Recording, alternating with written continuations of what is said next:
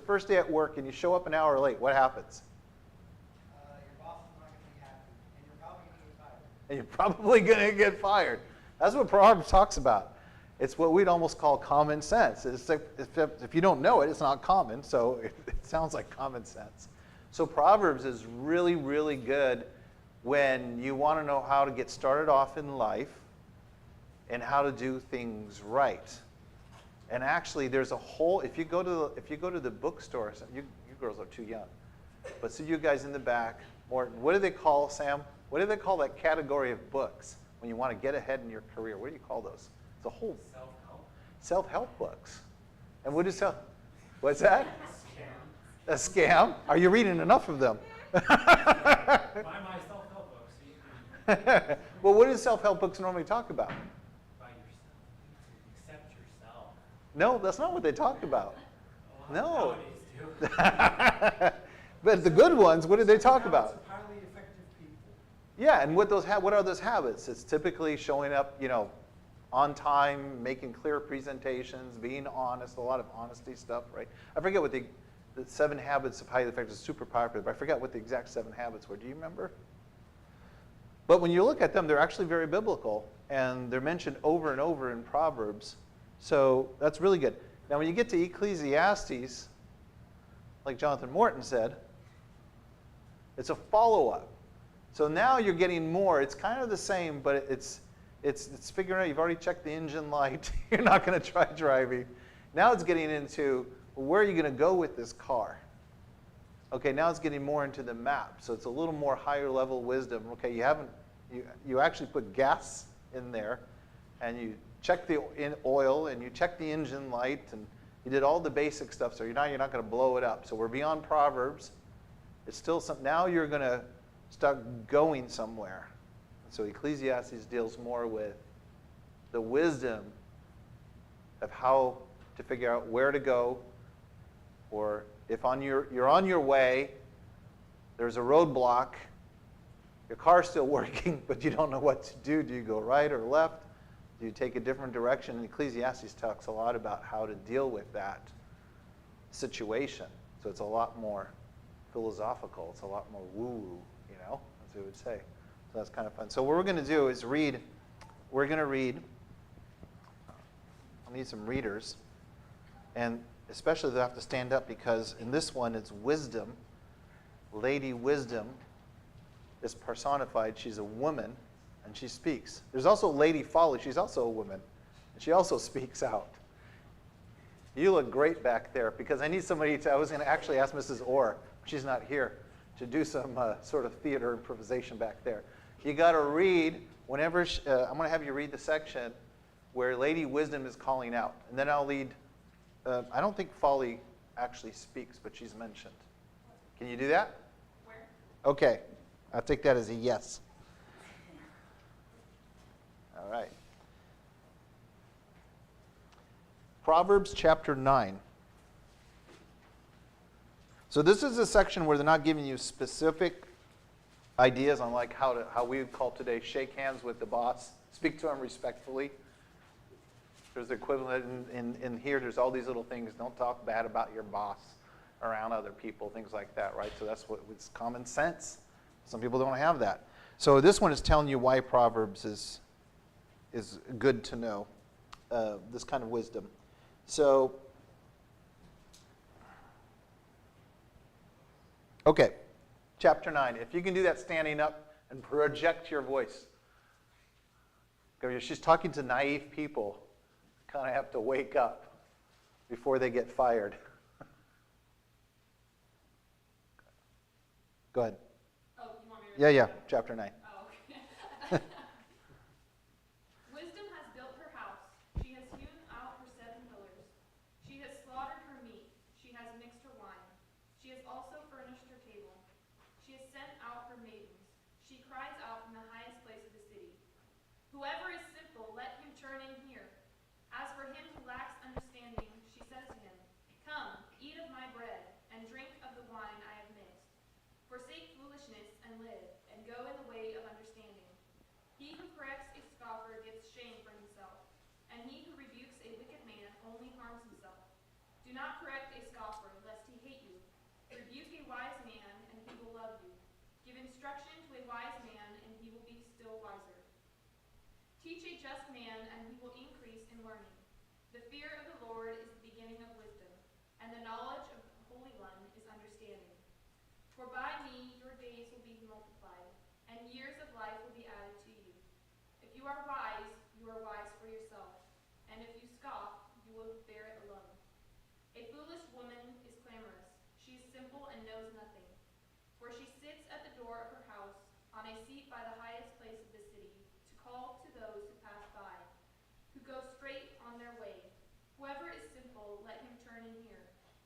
And as for him who lacks understanding, she says to him, stolen water is sweet, and bread eaten in secret is pleasant. But he does not know that the dead are there, that her guests are in the depths of hell. All right. So it's telling you this is how you're going to live in this life, between the beginning and the end, in the middle part. What do you do from day to day? You're not dead yet. You're not going to be with God yet.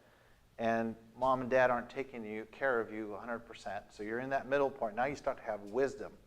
I think sometimes the wisdom we have on our street, especially when the kids are small, like with Sophie, we have to teach her basic stuff. Like, don't play with the ball in the street when there are contractors coming down the street. Very simple stuff. Or sometimes if there's almost a fight on the street, we have to give direction so it doesn't escalate. Very basic stuff. And you do this at work, right? So Proverbs is full of that. And this passage is telling you that wisdom, there's plenty of wisdom. There's plenty of it. That's why the self-help books, well, it's true, Sam, some of them are a little over the top. But a lot of the self-help books, when you read it, it's like, well, that seems like common sense if you've been in the career long enough.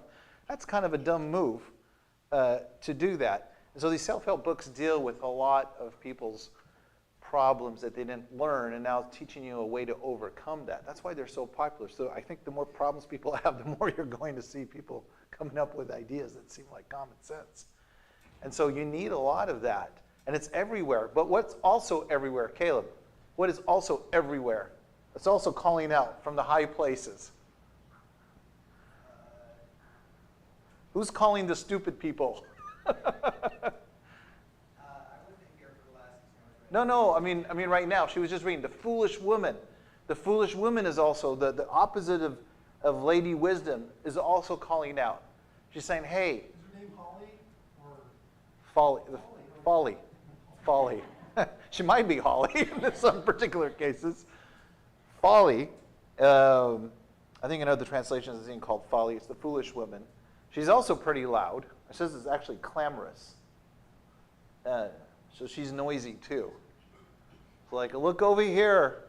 If you take a shortcut, you can still get what you want. In fact, it's actually tasty. And there are a lot of people who fall for that. So, of course, you see the movies, sometimes they're telling you, hey, you can get to what you want by choosing my secret forbidden way. So it's being really obvious. Okay, let's go to Ecclesiastes chapter 10. So I want to see kind of how it connects a bit. So we finished reading in in Proverbs, that the foolish woman, the opposite of the wise woman, she's also calling out, and she's giving her stupid ideas. I think it's called stupid elsewhere. They're stupid because, like, why would you do that? Okay, and so in Ecclesiastes chapter 10, it talks about what happens when people walk foolishly. So,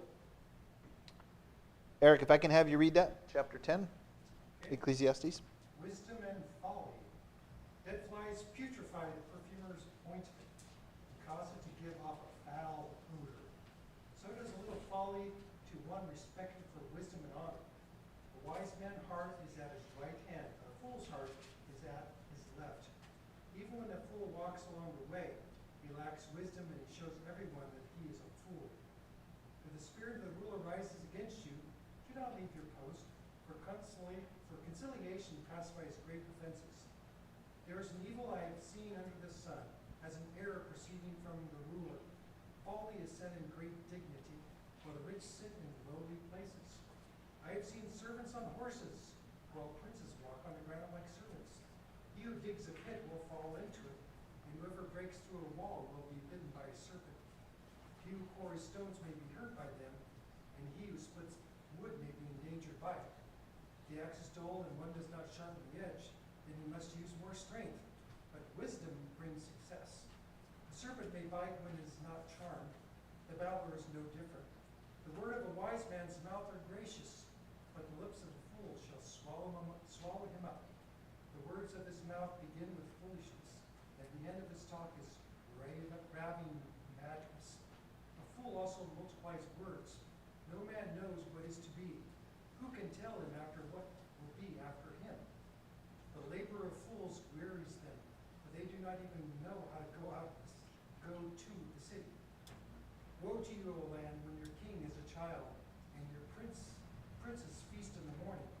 Blessed are you, O land, when your king is the son of nobles, and your princes feast at the proper time. For strength and not drunkenness, because of laziness the buildings decay, and through idleness of hands the house leaks. Feast is made for laughter, and wine makes merry, but money answers everything. You can stop there. That's good, because it goes on to us some other thoughts here. So there's a lot of thoughts in here, a lot of proverbs so they're sayings. And in fact, today we were laughing, we were talking about, did we make up a proverb? We weren't sure if we made up a American proverb we had heard. What was that proverb you said today? But there are a lot of proverbs you say in English and in other languages that are kind of funny, or they're a little bit mysterious. And this is what you have a lot here. So, for example, in the first part, the dead flies putrefy the perfumer's ointment and cause it to give off a foul odor. So does a little folly to one respected for wisdom and honor. So again, this is much more like very similar to the book of Proverbs. It's making the point that, of course, perfume is expensive, it's wonderful, we have some in our cabinet, but all it takes is to put a drop of junk in it, you pretty much ruined the whole thing. So you can see, for example, I think when you're at work, and I remember, because we work at home, but when I worked with a lot of other people, kind of your environment, all it takes is one bad joke in front of the boss and the other people. That might ruin your whole possibility of getting promoted, even though you've been faithful all those years. So it's talking about how foolish it is, how dangerous it is for yourself. It talks about Proverbs. It's for your own safety. It's easy to do stupid things that could ruin everything for you, and they're small things. So it talks a lot about this. And then, for example, and we're not going to go over it all, it says here, I've seen servants on horses while princes walk on the ground like servants. Or folly is set in great dignity while the rich sit in a lowly place here. So it's talking about, I'm thinking of a story, a funny story. Well, I'll tell you about it after here, where people that should be in charge are not in charge, and they're forced to kind of be on the lower status. Well, foolish people are being promoted on horses, and that's what he's saying. And you don't want to do that, because it's not just that they're on a horse and the other ones are walking in a lowly way, is that problems start happening to everybody else when that goes on. And there is a funny, I've heard multiple ones, remember that, where the man, there's a man with a donkey and a child, and somebody's riding on the donkey. Do you remember that one? And every time somebody complains, hey, what a foolish man, he's letting his child, what is that one? So how come you don't like that? Why is it that? Yeah. Why are you letting the child go on the donkey? You should let the old lady or the man Yeah. be on the donkey because they're old. And then when the old lady gets on, so why are you putting the old person on? The child is young, that they should go. And then if there's nobody on the donkey, well, why are you wasting your time? You should be using the donkey. Okay, that is why. You got a good memory. Yeah. Oh, wow. I didn't even know the same. Anyways, so a lot of these things, if you look at them closely, you can easily translate into modern life. right? And it seems a lot of things seem unfair. A lot of things are very basic things, so that's where Proverbs comes in. Okay. We are going now back to Proverbs chapter 8. By the way, Yeah. an example of that today is when you see people get promoted for the wrong reasons, they're not the best person for the candidate, Right. and they become the boss, and people that are much more, Experienced and they give the solution and it kind of breaks down everything. The person above can't make the right decisions because they don't have all the experience. right. So you see the craziness in that. Yeah, it is crazy. By the way, I'm sorry, I got carried away. Did I actually stop you? We didn't keep going? So verse, 20. okay, keep going then?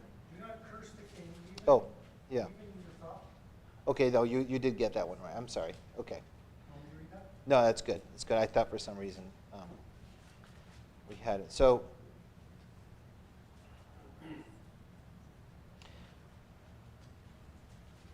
who in the back row would like to try to read chapter 8? But you got to read it loud because, it's wisdom speaking out loud. Yes, please.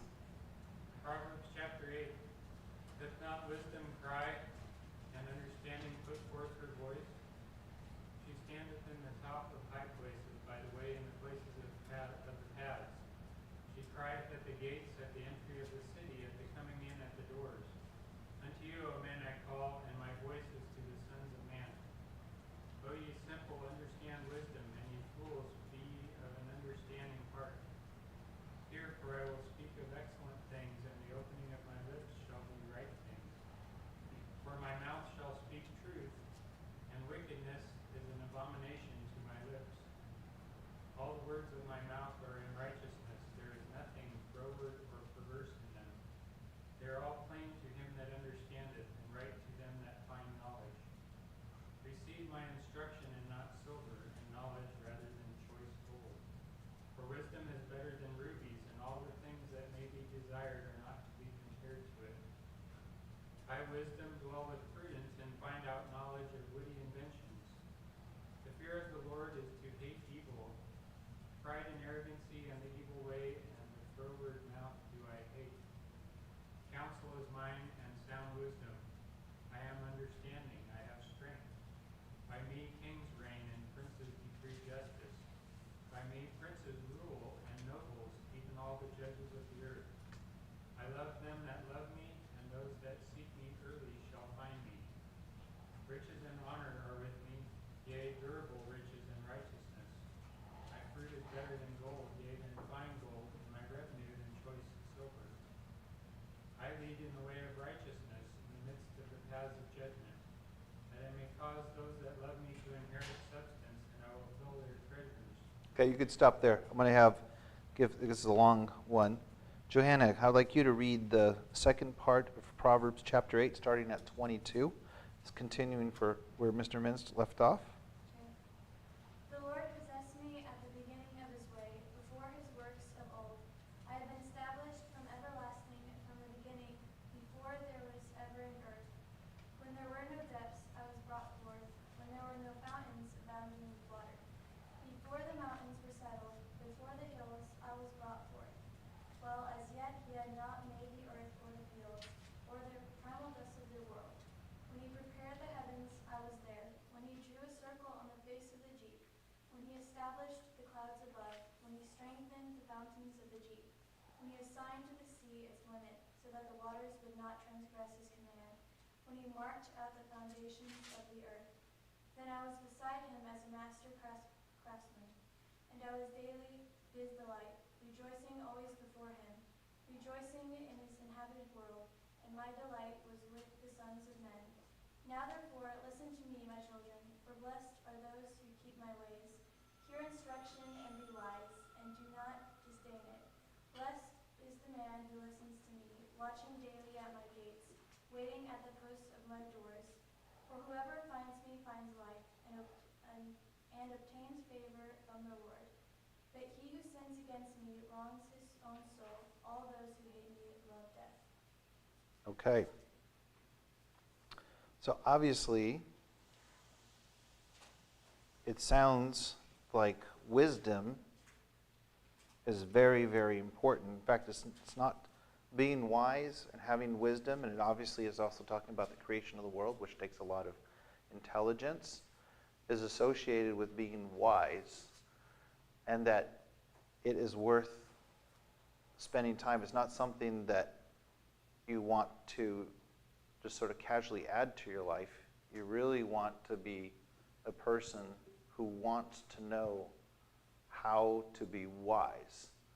And since I see some young guys in the back, like especially, there's different ways. Be wise with people, be wise with friends, be wise with people in your neighborhood, also be wise in your career, for the men especially. A lot of those self-help books tell you how to, for example, how to come up with an idea that might contradict someone higher up than you, but do it in a way that is respectful. There's a lot of ideas out there on how to do that. Is it worth spending time learning how to be wise? Mr. Morton? Absolutely. So you shouldn't be embarrassed if there's like a particular proverb or section of proverb that, you know what, I want to get better at this, I want to understand it better. If you actually get extra books or you read about people who are able to do that part really well, there's nothing embarrassing about it. And I have a bunch of books. Mrs. Harris and I, we've got a bunch of books on practical wisdoms in different parts of life. And sometimes when you read them, you're just like, okay, I understand that. And we don't really keep the book, or we give it to someone else. And when you read it again later on, it seems so obvious, then it's called common sense, right? When it seems so obvious, it becomes common sense. But in the beginning, sometimes you just don't know. So I'm going to ask several of you to see if you can give me a verse from Proverbs that sounds like pretty good advice. So I need you to just go in there, open up randomly, and look around, and give me a proverb. If you don't understand the proverb, don't read it. Don't read it out loud. Give me one that you do seem to excuse me, seem to understand. I got one. Okay. This is Proverbs 11:13. A talebearer reveals secrets, but he who is a faithful spirit conceals the matter. So kind of knowing when not to. Which verse? That's Proverbs. You said Proverbs, right? Yeah. Okay, Proverbs chapter 11, verse 13. Chapter 11, verse 13? Okay. Read it out loud one more time, really loud. Guys, can you hear back there? Yeah. Okay. A talebearer reveals secrets, but he who is of a faithful spirit conceals the matter. So just kind of like knowing When to keep keep your mouth shut. right. When to keep your mouth shut. Right, and not reveal everything. So there's something about knowing how to be discreet, or not bringing up things all the time when even though you could. Sometimes it's hard not to do. So if you were to find a book that talked about that, that could be worth reading if you have difficulty doing it, or you're in a situation where you really need to figure out the difference between telling the truth and revealing too much. That takes a lot of discipline. All right, somebody else got another one? Yep. Proverbs 16:7. When a man's ways please the Lord, he makes even his enemies to be at peace with him. Very good. What do you think that means? You walk with God. Somehow, some way, you'll keep your enemies at a distance from you. Yeah. Yeah, that does seem to be more true than it's not. Right? And then we'll see Ecclesiastes will add another layer of complication. But as a general rule, I remember if you're in the workforce and you got people who don't like you, if you stay calm, you stay righteous, they tend to back off and leave you alone. They may not change their ways, but they tend to do that. That's true. All right, another proverb. Yes? Proverbs 22, verse 1 says, a good name is rather to be chosen than great riches, and loving favor rather than silver and gold. Well, what does that mean? Practical point of view. More important to people and be pleasing to them than it is to get yourself rich.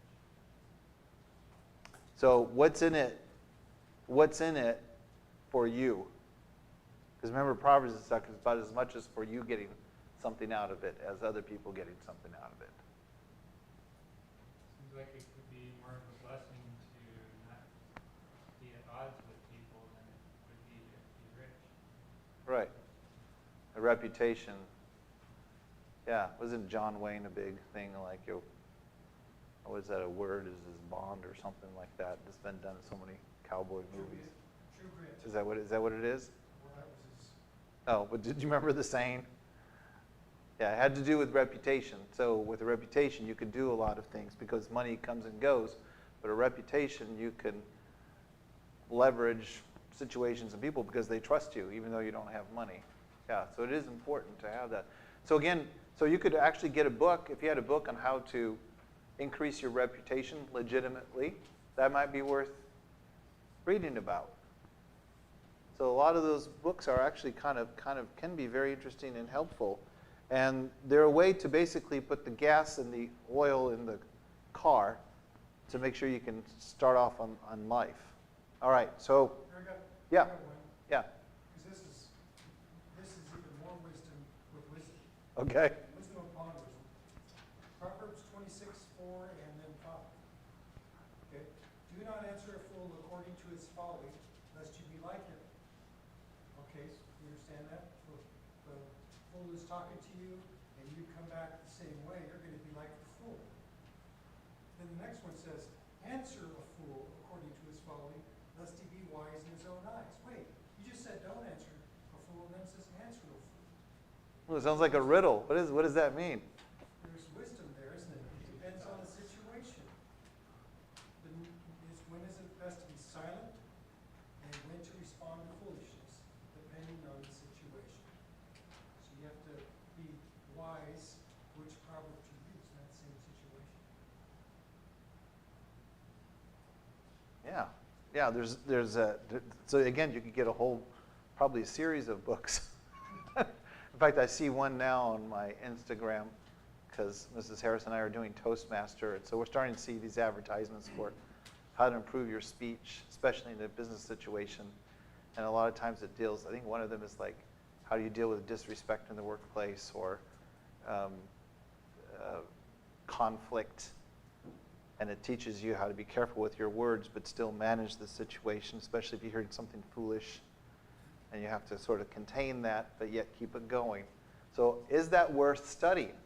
Well, according to the scriptures, it is worth studying. It's not highfalutin. It doesn't seem like it's highfalutin stuff. It doesn't seem, you're not talking about the beginning of the world. You're not talking about the end of the world. You're talking about the middle of your life. You got to get to work. You got to get along with your family. And so this is a good time to read that. Sometimes when you have days, it's like, oh yeah, of course, that makes sense. And then it sounds like common sense. And then sometimes when you read, don't answer a fool, it's like, well, it sounds like common sense, but you're in a situation and you're like, I need some words, I need some practice. I need to figure this out. And it's worth studying, it's worth thinking about. So I want to encourage all of you that it is worth picking up, actually that wasn't the point of my thing, but I'm thinking about it, some good, they're not called self-help books on the label, but if there are some good books of people dealing with conflict. In fact, yesterday we were up in Chester. I found a Christian book on how to deal with aging parents. I have aging parents. And I opened it, they had tons of examples of people they knew, and a lot of it's like, I want to be respectful of my parents, but they're kind of losing their mind. Or I want to help them manage that. Yeah. I didn't think you read the right proverb there. There you go. Right? So you're dealing with actually really important issues that if you're spending time thinking about it, it's not a bad thing. It's really not a bad thing. I think even if you're younger, you can even read books. They used to call those, what do you call those? Etiquette books? Yeah, so sometimes when you want to show respect to people, they'll teach you, okay, you got to stand up if there are adults coming in the room and you don't, or shake their hands or say goodbye. And what you're trying to do is show respect to people. And in every context, there's a way to do that. So if you're studying that a little bit, It can go a long way to making friends. All right. The last chapter we're going to read is Ecclesiastes chapter 11. Mrs. Harris, if you could read it.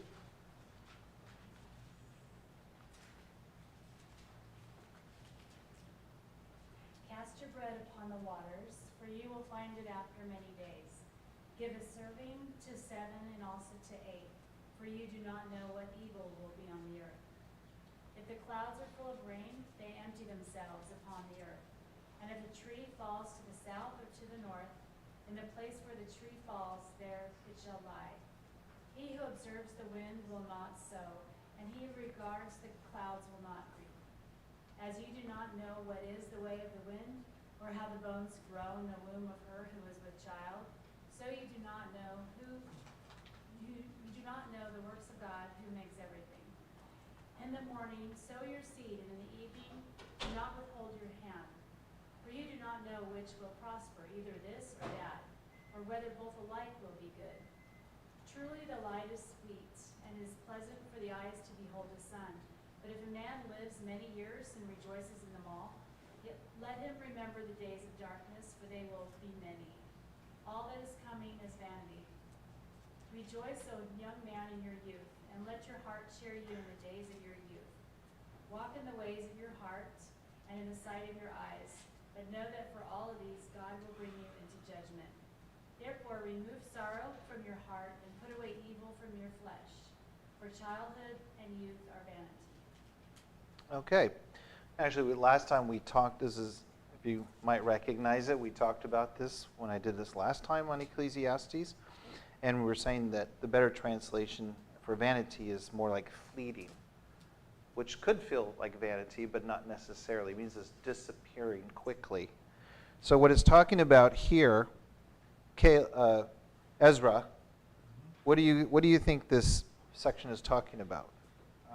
Don't stay so long on what's happening now, or what's going to happen in the future. Kind of focus on what's happening now. You might pass by. Yeah, so you're saying, so repeat that again?